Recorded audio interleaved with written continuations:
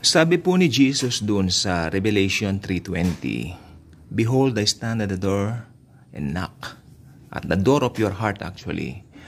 Anyone who opens it, I will come and sup with him. Ibig sabihin po, papasok ako at sabay kaming kakain. 'Di ba? It's a very personal relationship. Yan ang hinaharap ng Panginoong Jesus sa bawat tao. Gusto niya magkaroon ng intimate and personal na relasyon sa bawat tao. Kaya nga, patuloy siyang kumakatok. Susunod, yung purpose ng kanyang pagkatok para i-save yung mga tao sa impyerno, sa kasalanan. Tandaan po ninyo, walang kasalanan ang pwedeng makapasok sa langit. So, ang tanging solusyon lang po sa sin ay yung redemption na ibibigay ni Jesus Christ. Simple lang po, anyone who believes in Him will not perish, but will have everlasting life. Ayan po ay tiyak na mangyayari sa bawat maglalagak ng pananampalataya sa Panginoong Hesus. Hindi na mapapahamak. Ibig sabihin, bagkus magkakaroon ito ng buhay na walang hanggan.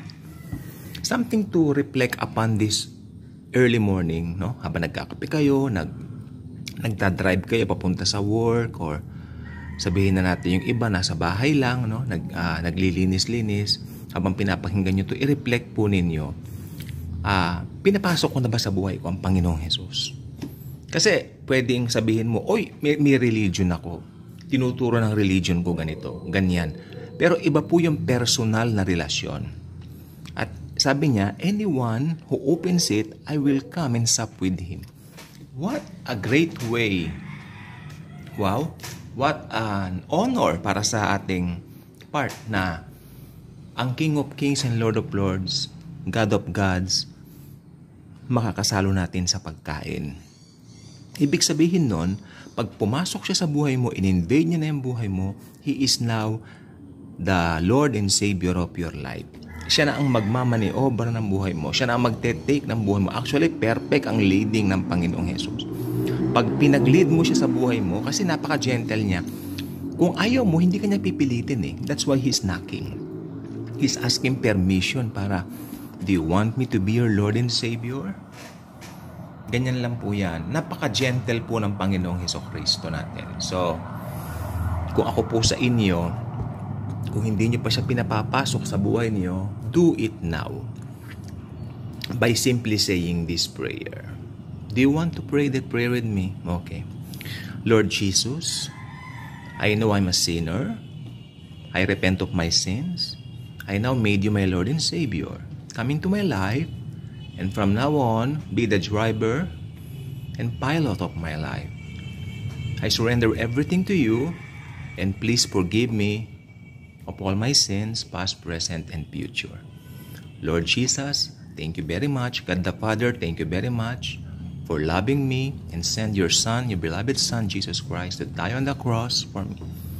Holy Spirit, thank you. Because right now, I know that you sealed me with the seal of your ownership. Ownership from now on till forever and ever and ever, without end. In Jesus' mighty name, amen. If you pray that simple prayer, I believe you got born again. You got saved.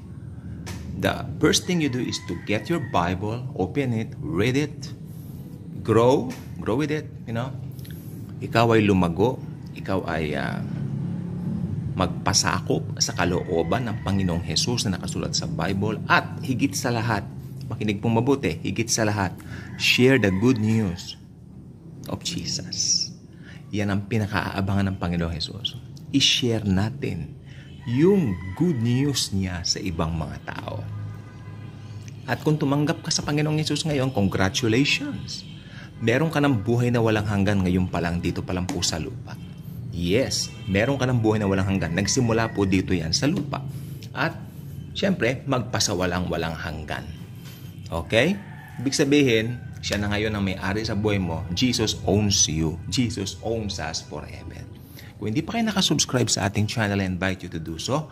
Click the notification bell, share this video, share the wonderful love and grace of the Savior, our Lord and Savior Jesus Christ. Thank you. And as always and forever, Jesus truly loves us all.